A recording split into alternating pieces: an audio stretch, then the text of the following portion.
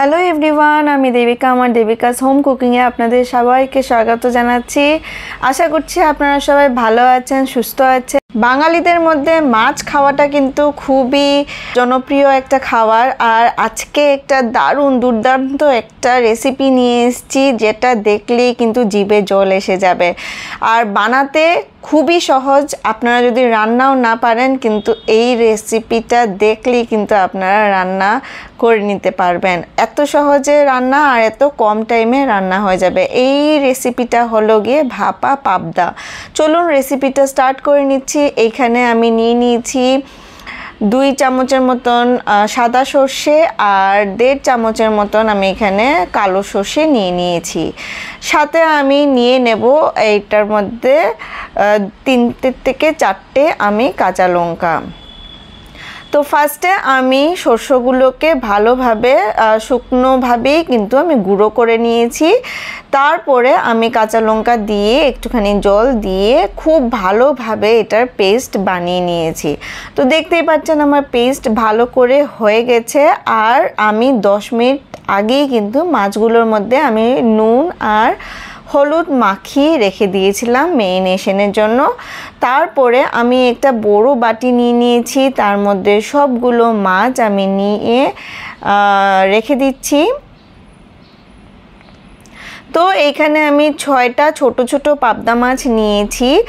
আর আমি এই বড় বাটি টিফিন বক্সের মধ্যে আমি সবগুলো ঢেলে দিয়েছি। আর যতটা আমি শস্য নিয়েছিলাম, ধরে নেন এখানে 3 চামচের মতন শস্য হবে। তো এই সবগুলো শস্য দিয়ে দিয়েছি। আর সাথে আমি লবণ দিয়ে দিলাম।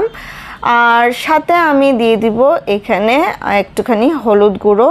মাছের ম্যারিনেশনে আমি একদমই অল্প হলুদ গুঁড়ো ব্যবহার করেছিলাম, তাই বলে এখানে একটুখানি হলুদ গুঁড়ো দিলাম। আর সাথে আমি দিয়ে দিলাম 5টার মতন আমি কাঁচা লঙ্কা।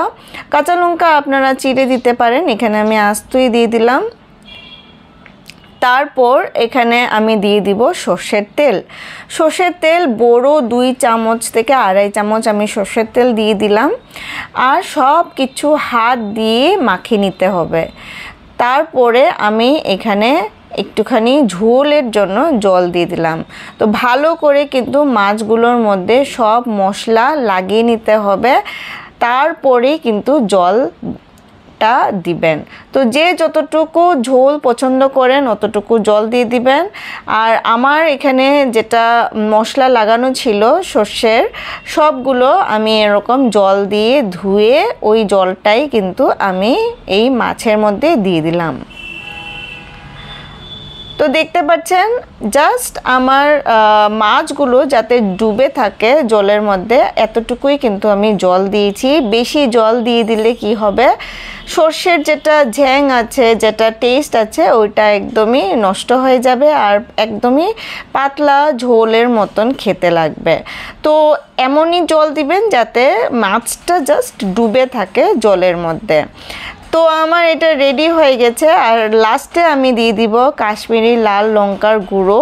আপনারা এখানে লঙ্কার গুঁড়ো ব্যবহার করতে পারেন যদি ঝাল খান। তো এখানে আমি কাঁচা লঙ্কা পেস্টের মধ্যেও ব্যবহার করেছি, আর সাথে এখানে 5টা কাঁচা লঙ্কাও দিয়েছি, তাই বলে আমি এখানে আর গুঁড়ো লঙ্কা ব্যবহার করলাম না। তো রঙের জন্য আমি এখানে কাশ্মীরি লাল লঙ্কা দিয়ে দিলাম। তো ঢেকে দেব। আর এখানে কড়াইয়ের মধ্যে একটা স্ট্যান্ড রেখে আমি জল দিয়ে দিলাম। জলটা আপনাদের এমনভাবে দিতে হবে যাতে আমাদের যেটা বাটি আছে, বাটির জাস্ট নিচটা আধা বাটি যাতে ভরে যায়, জলের নিচে ডুবে থাকে। তো দেখতে পাচ্ছেন আমি কতটুকু জল দিয়েছি। জলটা ফুটে আসার পরে আমরা এখানে আগুনটা কমিয়ে রাখবো আর উপরে ঢাকনা দিয়ে দিব। তো জলটা বেশি উপর অবধি দিবেন না, না হলে কিন্তু বাটির ভিতরে জল ঢোকার চান্স থাকবে। তো আমরা চাই না যে আমাদের বাটির ভিতরে জল ঢুকুক। তো আমি এটা 20 মিনিটের মতন আমি এটা কম আগুনের মধ্যে ভাপানোর জন্য রেখে দিয়েছিলাম। 20 মিনিট পর এইভাবেই রেখে দিব। ঠান্ডা হওয়ার পরে আমি এটা খুলে আপনাদেরকে দেখাচ্ছি।